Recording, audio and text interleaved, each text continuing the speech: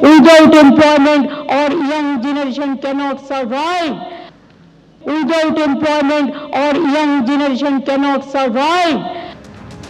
স্বজনদার কাছে আসবো। স্বজনদা, মুখ্যমন্ত্রী যেখানে বারবার বলছেন কর্মসংস্থান ছাড়া পরবর্তী প্রজন্ম টিকে থাকবে না, কেন একটা স্টেবল সরকার আছে, শিল্পবান্ধব পরিস্থিতি, তা সত্ত্বেও একটা টাটার শোরুম সেখানে এইভাবে তাণ্ডব চললো। আমি শুধু একটা পরিসংখ্যান দেব, 2011 থেকে এবছরের, মানে আমি গত বছরের কথা বলছি, 2025-এর মার্চ পর্যন্ত 6,688টি সংস্থা পশ্চিমবঙ্গ ছেড়ে চলে গেছে। না, আমি জাস্ট একটু জানতে চাই, এই যে মমতা ব্যানার্জিকে দেখালেন, এটা কি ওই যেদিন উনি ঘুগনি রান্না করার কথা বলেছিলেন সেদিনকার ছবি না অন্য দিনের? আমি যে জাস্ট জানি না, কারণ শিল্প সম্মেলন বা বাণিজ্য সম্মেলন ব্যবসায়ীদের সঙ্গে বসে উনি ঘুগনি টুগনি করতে পারেন, ঘুগনির জন্য অবশ্য আদর্শ পরিবেশ আছে। আর টাটার শোরুমের ছবি কেন দেখাচ্ছেন? আপনারা সিঙ্গুরের ছবি দেখান, একই তো ছবি, সেটাও টাটার ছিল। শুনুন, টাটা হোক, বিড়লা হোক, পাড়ার লোকাল চায়ের দোকানদার হোক, তৃণমূলকে পয়সা না দিলে ভাই কিছু হবে না। বড় কোম্পানি বড় জায়গায় পয়সা যাবে, ছোট কোম্পানি পাড়ার লোককে পয়সা দেবে, এটাই তো একদম সার কথা, এর কথার কোনো বিকল্প নেই। আগেকার দিনে যেমন একটা সব কিছুতে লেখা থাকতে হবে লোকাল ট্যাক্স, এইটা হচ্ছে আজকের দিনে পশ্চিমবঙ্গের লোকাল ট্যাক্স। তৃণমূলকে ট্যাক্স না দিয়ে আপনি কিচ্ছু করতে পারবেন না, আপনি সেটা যাই করুন না কেন। একটা যদি চায়ের দোকান খোলেন, পানের দোকান খোলেন, তাহলেও আপনাকে টাকা দিতে হবে। দেখুন আপনারা কিভাবে ভাঙছে, প্রশ্নটা কারা ভাঙছে, তাদেরকে কি ব্যবস্থা নেওয়া হয়েছে। আজ অবধি এই ধরনের ঘটনা যতগুলো ক্ষেত্রে ঘটেছে, সেগুলোর ক্ষেত্রে আজ অবধি সরকার কি কি ব্যবস্থা নিয়েছে।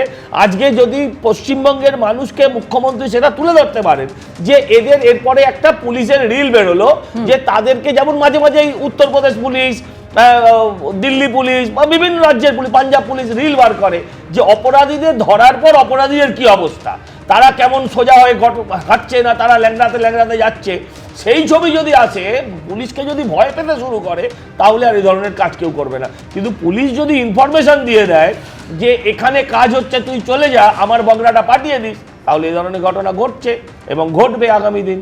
স্বজনদা, যে কথা বলছেন, আমি সলিলদার কাছে আসবো। সলিলদার, যদি দৃষ্টান্তমূলক শাস্তি না হয়, তাহলে এই অপরাধীদের বাড়বাড়ন্ত রূপ রোখা সম্ভব হবে কি করে? এতটাই এদের স্পর্ধার আঙুল তুলে হুমকি দিচ্ছে, শুধু তাই নয়, ভাঙচুর করছে। যদিও কৃষাণুদা বলছেন না ঠিক সময় ধরা হবে, সেটা কোনখান থেকে কারা গ্রেফতার হয় পরে দেখা যাবে, কিন্তু তার আগে তো ভাঙচুর হয়ে গেল। তার আগে তো শোরুমের কর্ণধার বলে নিলেন আমি সব গুটিয়ে চলে যাব, এতটাই আতঙ্কিত তিনি। তুমি এত কথা বলার দরকার নেই। রাজগঞ্জে বন্ধুনগর জায়গাটা, অঞ্চলটা, ওটা লোকাল থানাটার নাম হচ্ছে ভোরের আলো।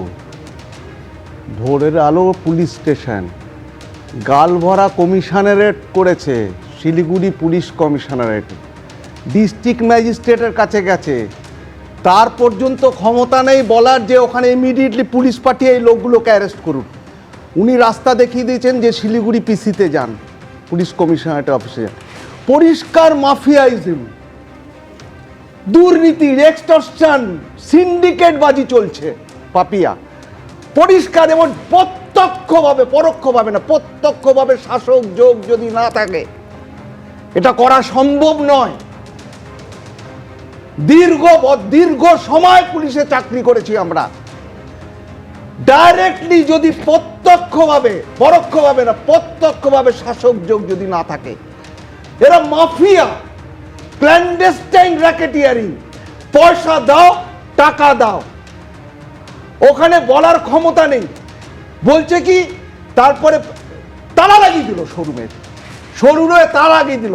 বেশ কিছু পুলিশ অফিসার এলো, এসে ওই যাদের আটকে রেখেছিল তাদের বার করে দিল, আর বলছে কি তদন্ত চলছে। এই তো কথা, এই তো নিয়ম। উনি তো বলেছেন যে আমি মুখ্যমন্ত্রীকে চিঠি দিয়েছি, পুলিশ স্টেশনে দিয়েছি, শিলিগুড়ি পিসিতে দিয়েছি, সমস্ত জায়গায় দিয়েছি, সব জায়গায় দাঁড়িয়েছে। পাশে একটা ইন্ডাস্ট্রিয়াল ইউনিট উনি কিনেছেন, রেজিস্ট্রি করেছেন, মহাবাড়ি পেয়েছে। মাল দাও, টাকা দাও, দুর্নীতির টাকা দাও, সব জায়গায় বিতরণ করতে হবে, 12 আনা 4 আনা হিসাব করতে হবে। টাকা না দিলে জমি পাওয়া যাবে না, টাকা আমি ভালো কথা বলছি, সলিলদা বলছে তোলা না দিলে, ঠিকই তো, এই শব্দটা ব্যবহার করা বোধহয় উচিত, তাই না প্রদীপদা? না হলে বোধহয় জমিও পাওয়া যাবে না, কারখানাও চালানো যাবে না, শোরুম সেটাও নয়।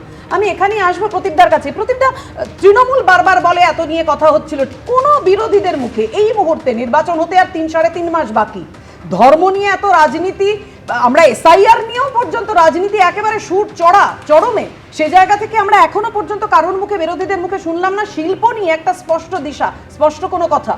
না দেখুন, বিরোধীরাদের যদি স্পষ্ট দিশা থাকতো তাহলে এতদিন তৃণমূল কংগ্রেস সরকার এইখানে পশ্চিমবঙ্গে ভোটের পর ভোট জিততো না।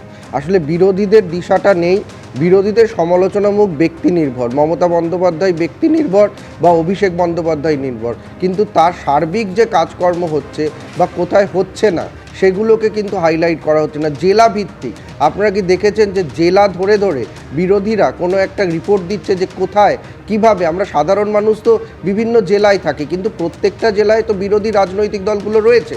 তাহলে প্রত্যেকটা জেলায় তৃণমূল কংগ্রেসের শাসনকালে কি কি অসুবিধার সম্মুখীন হচ্ছে, সেটা শিল্প হতে পারে, সেটা পুরসভা হতে পারে, সেটা স্কুল হতে পারে, সেটা শিক্ষায়তন হতে পারে, কি সমস্যা হচ্ছে এই এবং সমস্যাগুলো বোমা, সব থেকে বড় কথা যে এত আইন শৃঙ্খলার অভাব, এবং মুখ্যমন্ত্রী বলার পরেও মুখ্যমন্ত্রী কিন্তু এই বকটুই কাণ্ডর সময় দেখেছি যে বলেছেন যে বোমা উদ্ধার করুন, এবং তারপরে বোমা উদ্ধার হয়, কিন্তু আবারও বোমার আঘাতে শিশু জখম থেকে শুরু করে সব কিছু হচ্ছে। এই যে গুন্ডারাজ, এই গুন্ডারাজ সম্পর্কে আপনি যদি মুখ্যমন্ত্রী বা অভিষেক বন্দ্যোপাধ্যায়কে বলেন, কৃষাণুদা যেরকম বলল যে হ্যাঁ এটা মানে তদন্ত হবে, দুষ্কৃতী ধরা পড়বে, কিন্তু আপনি যে প্রশ্নটা করলেন যে দুষ্কৃতীদের এই রাজত্ব চলবে কেন, দুষ্কৃতীরা এত সাহস কেন পাবে যে একটা পুরো গোডাউন টাটা মোটরস হোক বা যে কোনো পুরো এরকম দিনের আলোয় ভাঙচুর করে দেবে, কোনো তাকে কেউ আটকাবে না।